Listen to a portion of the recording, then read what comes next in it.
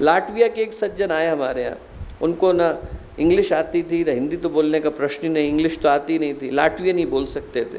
तो जो भी, और वो भी क्या था, एकेडमिक टूर के तहत आए थे, लाटविया की यूनिवर्सिटी से आए थे। उनको भारत, भारतीय संस्कृति, श्रद्धा, भावना, समर्पण, इसके बारे में कुछ पता नहीं। यहाँ पर बातें होती थी, वो सब सुनते थे, अपने जो नोट बनाने होते थे बनाते थे, पर एक शिक्षार्थी के रूप में बनाते थे, भक्त या शिष्य के रूप में नहीं बनाते थे। नोट बनाए उनने, चलने का समय आया तो उनको हमने गुरुदेव माता जी का फ़ोटो दिया। मैंने कहा कि यदि आपको कभी कोई परेशानी हो तो आप इनसे बोल देना, आप हृदय से बोलोगे, आपकी भावना पूरी होगी। अब उसको घटना को आए गए समय हो गया। उसके 8-10 महीने के बाद मैं लाटविया गया। लाटविया गया तो वहाँ पर जब यज्ञ करा रहा था तो वो आए वहाँ पर, वैसे पढ़ाने की दृष्टि से डीन है वो, मिलने के लिए आए। बोले भैया आपने उस दिन वो बात कही थी, उसका क्या परिणाम निकला मैं आपको बताता हूँ। बोले आपसे मिलने के बाद ग्रुप अलग अलग हो गया, कोई कहीं गया कोई कहीं गया। बोले हम लोग गंगोत्री गोमुख के ट्रैक पर निकल गए। बोले गंगोत्री के आगे मैं चल दिया, वो 62 ईयर्स के हैं, तो गंगोत्री के आगे चल दिया। तो बोले मुझे लगा कि मैं बहुत तेज़ी से कर लूँगा, पर हमारे ग्रुप के बाकी के लोग 30-30 साल के, 28-28 साल के, वो तेज़ी से चले गए और मैं धीरे धीरे आ रहा था। बारिश का मौसम था, अगस्त या सितंबर का समय था।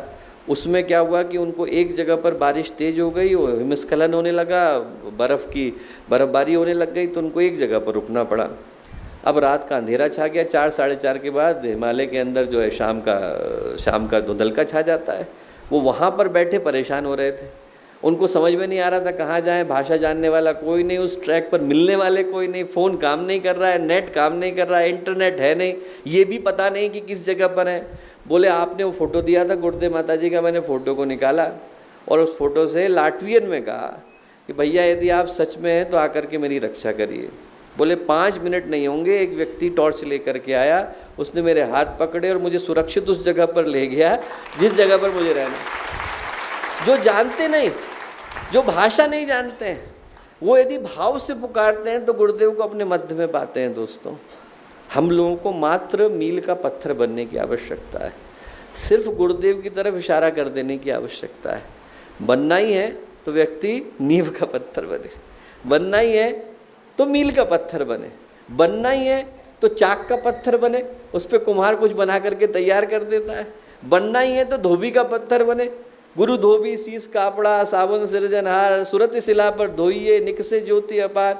जब उस पर बार बार घिसा जाता है तो अंदर का प्रकाश निकल करके आता है। बनना ही है तो भगवान की प्रतिमा का पत्थर बने। माइकल एंजेलो की कथा आती है, एक खेत से गुजर रहा था, वहाँ देखा कि बहुत बड़ी चट्टान पड़ी हुई है, तो उस चट्टान को देख करके वो किसान के पास गया, किसान से बोला कि भैया ये चट्टान मुझे बेचोगे? उसने कहा बेचोगे?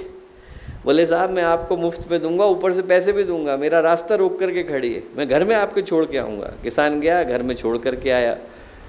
1 साल गुजरा, 1 साल के बाद माइकल एंजेलो उस किसान को बुलाने आए, उससे बोले कि ज़रा मेरे घर चलो। घर में गया, वहाँ भगवान की प्रतिमा खड़ी थी। ऐसा लगा कि भगवान साकार आ गए, सजीव आ गए। उसकी आंख से आंसू गिरने लगे उस प्रतिमा को देखकर। प्रार्थना के लिए झुक गया। उसने पूछा आप ये कहाँ से लेकर के आए?